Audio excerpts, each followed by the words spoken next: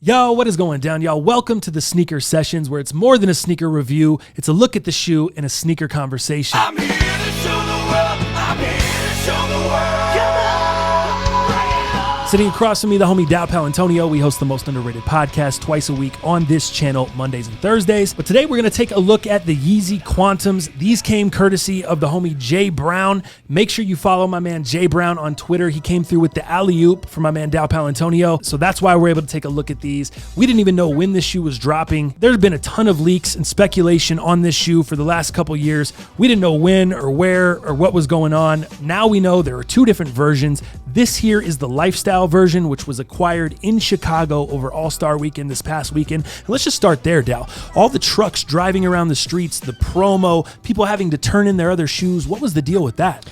Wild, right? It's the vehicle was called the Sherpas, which he has actually used in a lot of his videos, you know, that he's done previous, the Wyoming album that he put out. Those are nothing new to what we've ever seen, right? But down the streets of Chicago is promo handing out the Quantums for free.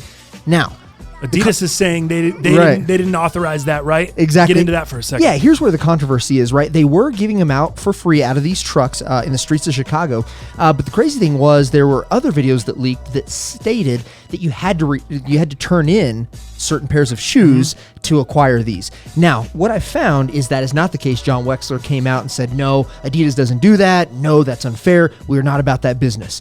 That being said, it did sound like some of these were handed out and then they did check sizes of individual shoes to try to keep from the reselling, but they did give the shoes back. So let's just start out with the box label here. If you notice, looking at the box label at the top, it says Yeezy Quantum, and then down below, it says basketball.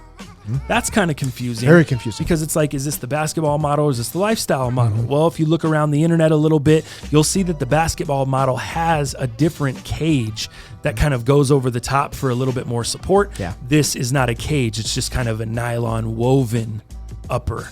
All right, so let's get into the shoe. Like I said, these released over All-Star Weekend in Chicago. Now, it's not to say these won't re-release. I think we both anticipate these releasing at some time. Yeah. The NBA, however, did ban the shoe. So this is a basketball shoe, or this is the lifestyle version of it, but it was banned from the NBA for having too much 3M, and there is a ton of 3M, which we'll get into, and we'll show you guys that stuff. Starting with the retail price of $250 on this pair. You obviously had to pay a little bit more than that. You paid resale. What are these reselling for now? Right now, so this is a size 10 that we're looking at, which is my true to size, and right now they're going for about $780, $800, somewhere in there. So let's just start out with the fit. You obviously got this pair here, and these are kind of crazy. They only come in whole sizes. The shoe is not made in half sizes at all, so that's kind of confusing for people. They don't know which size they should get. So what did you go with here, size 10? I did, yeah, my true to size. And how is the fit on them? Oh, man, the controversial question. So the size is good, but it does have a narrow toe box, just like some of the V2s, especially some of the early version of the V2s, where you'd have to go up a half size. Well, in this case, you're not able to. So I did go my true to size. So right foot jammed up in that toe box, and what you're going to notice when we get into it is they're kind of a wedge shape, so they kind of float down, so your back side is up higher, and it really pushes your toes into that toe box for a very cramped feel. That's what you were telling me. It's like a 270, dude. Yeah. You and I were talking about that's what we would like in this fit to. It rocks you forward like a Nike 270 if you guys have tried those on. Yeah, it's just a very narrow toe box. And I mean, I've got a standard foot. There's no, I don't have an extra wide foot or anything like that. Very standard. But man, the toes are really pushed up against that toe box. For me, we laughed about it. We talk about these. They look like a T-Mac. They look like a Tracy Yeah, McGrady totally. lacing system. I mean, this is not my style of shoe anyway, just because a modern day basketball shoe. I'm not a fan of modern day basketball shoes anyway. I wear retros. I don't really wear modern day basketball shoes, so I don't play basketball. So with that being said, some shoes are just harder to wear. And that's what you said. When you were walking around in these, you were like, dude, this shoe is extremely hard to wear. Some of them are hard to wear because they're uncomfortable. They look great, but they're just uncomfortable. And then some of them are vice versa. They're comfortable, they're fine, but they just are so hard to style. You can't wear them consistently. It takes a certain type of pants or a certain outfit. They're just very, very hard. They only work with a couple things. That's these for you. Yeah, for sure. Definitely not a daily driver whatsoever. And just the size of the shoe, I was actually kind of taken back by just how big the actual silhouette is. When we looked at them earlier and I had them on feet, you're like, wait, what size is that? Is that a size 13? Looks like a 13. Right. So they're stompers, as I'd like to call them. They're just They're huge. That's why I don't wear the 500s. I would liken these to the silhouette of the 500 in terms of like the size and the height of them. Very similar. As far as materials on the shoe, there's tons of people that do detailed reviews. We won't get into the crazy details on it, but it does have this suede around the toe box, which we've seen on some of the Desert Rats and some of like the 500, some of the other look, kind of that's similar to that there. And then as you move up the side, you have this breathable, it's almost like the entire side is made up of the stripe on the Yeezy V2s. Yeah, you're right. Right? That's kind of what that's made out of. And then there's a gray pattern woven in kind of back behind that or on the parts that aren't like the Yeezy stripe, that aren't perforated. Which is probably more for tech and also for look. So I think it kind of serves both purposes. Probably a little bit of lock-in, what that gives you, and then also the aesthetics of the look. I think what saves it for me, the strips back behind. If you notice on both sides, inside and out, there are these white strips that go back behind the shoe. Those are 3M. So when you take a picture of that or when that flash hits it, it really gives a nice depth and it really makes that pop out and it makes the design look pretty cool. That's something that I thought was great. Lacing, nothing special, just kind of a rope lace. I do like how it is dipped. It's got that kind of rubberized dipped on the lace tips. I'm a fan of that. One other thing about the laces that we've seen is you said that you saw people that were lacing them all the way up to the top hole. When they tied them, the laces wouldn't stay above the tongue. The tongue wasn't high enough, and the laces kept slipping back behind. Behind the tongue. Yeah. Yeah, it's unfortunate. So again, yet another stylistic problem and concern that you have. It's stubborn. It's just not a good design. The tongue should be longer, in my opinion. Sock liner, how did that feel?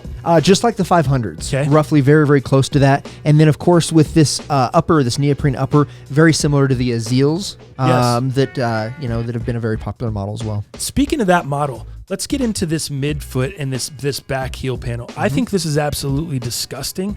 I don't know what the point of them putting this hunk of plastic on the back was.